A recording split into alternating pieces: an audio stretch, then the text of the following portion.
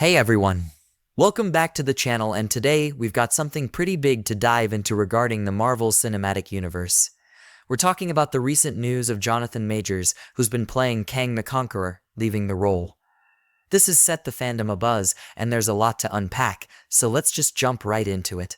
But before we get started, for those of you who are new here, make sure to hit that subscribe button so you can stay updated on all things Marvel and more.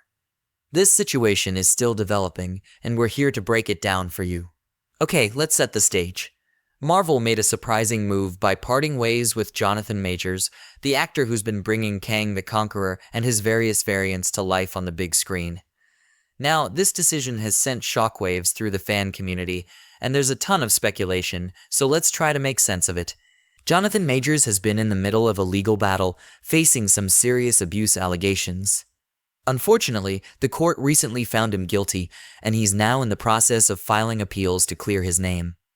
But here's the kicker: even before the verdict came in, Disney and Marvel decided to let him go. They basically fired him, and that's the end of his run in the Marvel Universe. Jonathan Majors was accused of abusing his ex-girlfriend, Grace Jabari, emotionally and psychologically during their 2-year relationship. The key incident involved an alleged physical assault in a chauffeured car in March 2023. Majors faced several misdemeanor charges, which were consolidated into 4 harassment and assault counts. Jabari obtained a protective order against Majors, who also filed a counterclaim asserting he was the actual victim. The defense highlighted inconsistencies in Jabari's actions post-incident, and the charges against her were eventually dropped due to lack of prosecutorial merit, but this was at the time it first came out. Now, here's the big question that everyone's asking. When did Marvel actually make this decision to fire Jonathan Majors? Some folks think that Marvel might have made up their minds well before the court's verdict and just timed their announcement to come right after the guilty verdict. In other words, even if Jonathan Majors had been found not guilty, it's likely Marvel still would have gone ahead with this move. The timing of their announcement, right after the verdict, makes it seem like they were ready to pull the trigger regardless. Some fans are drawing parallels to a similar situation with Terrence Howard, who was replaced by Don Cheadle as Rhodey in the Iron Man series. Marvel has shown in the past that they're not afraid to recast when necessary, so they might do the same with Kang the Conqueror. Now, here's the burning question.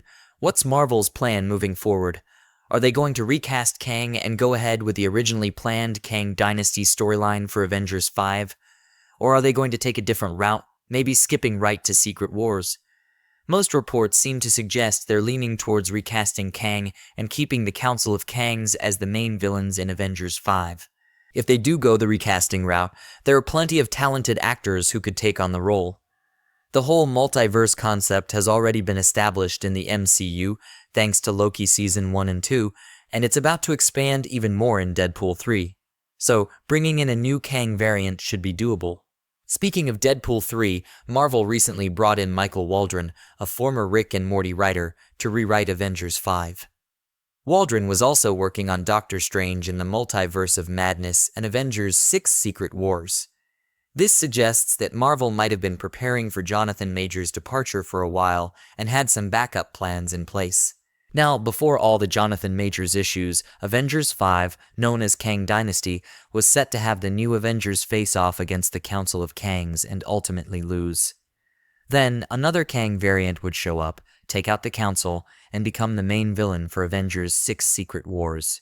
However, given the recent challenges and the lukewarm response to Kang and Ant-Man and the Wasp Quantumania, which, to be clear, wasn't really Majors' fault, but more about the script of the movie, Marvel might be rethinking their approach. In my opinion, Marvel should use this opportunity to make Secret Wars a 2-part movie, similar to what they did with Avengers Infinity War and Avengers Endgame. This would allow for a deeper exploration of the storyline. But it's not that simple. Marvel has already started working on the visual effects for these big battles, and sometimes these effects can take up to 4 years to complete. So whether they recast Kang or pivot to a different story for Avengers 5, they need to make a decision relatively soon. One interesting thing that came out of the Loki Season 2 finale is the idea that Loki now has top-tier godlike powers and can manipulate timelines. This could give Marvel an alternative if they decide to move away from Kang. They could have Loki deal with the Kang variants or have the TVA handle them. Now, the big question is, if Marvel does decide to drop Kang from the storyline, who should be the main villain in Avengers 6 Secret Wars? Two strong candidates are the Beyonder, a key figure in the original 1980s Secret Wars, and God Emperor Doom, a central character in a more recent Secret Wars storyline. Both could make for intriguing antagonists, and the MCU has time to introduce either character before Avengers 6 hits theaters in 2027. And just quickly, I'll let you know a little bit about these two characters because their introduction into the MCU would be a big deal. The Beyonder first shows up in Secret Wars, and he's this almost all-powerful guy from a universe that came before the one we all know. His thing is, instead of changing the past, he likes to hop into different times and take over. There's this crazy twist where we find out he's actually part of this species that put these molecule men in the multiverse, each with enough power to blow up a universe. Then there's God Emperor Doom. He's like an amped-up version of Dr. Doom, a super genius from Latveria who's big into both science and magic. He's always butting heads with Reed Richards, Mr. Fantastic from the Fantastic Four.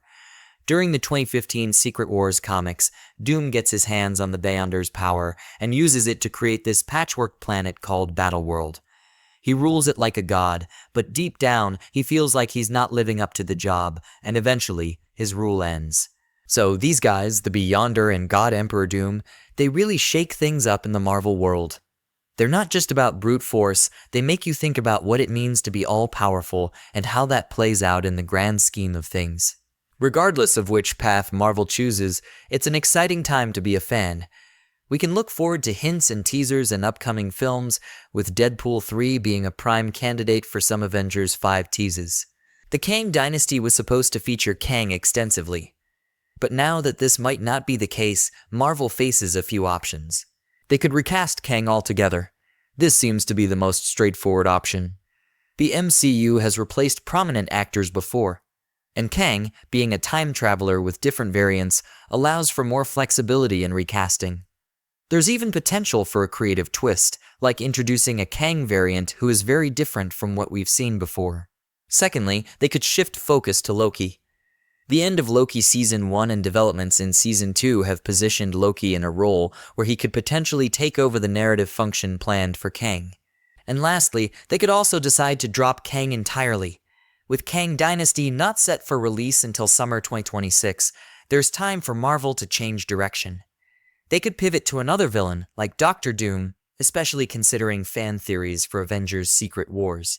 In any case, this departure marks a significant change in the MCU's trajectory. Major's portrayal of Kang was highly praised, and it's a loss for the franchise. But the MCU is known for its adaptability and storytelling prowess, so there's still much to look forward to. And despite the challenges posed by the Jonathan Majors situation, there's still plenty to be excited about in the MCU. Let me know your thoughts in the comments, including who you'd like to see replace Jonathan Majors as Kang the Conqueror or any other insights you have on the future of the franchise. Thanks for tuning in, and stay safe out there. We'll catch you in the next one.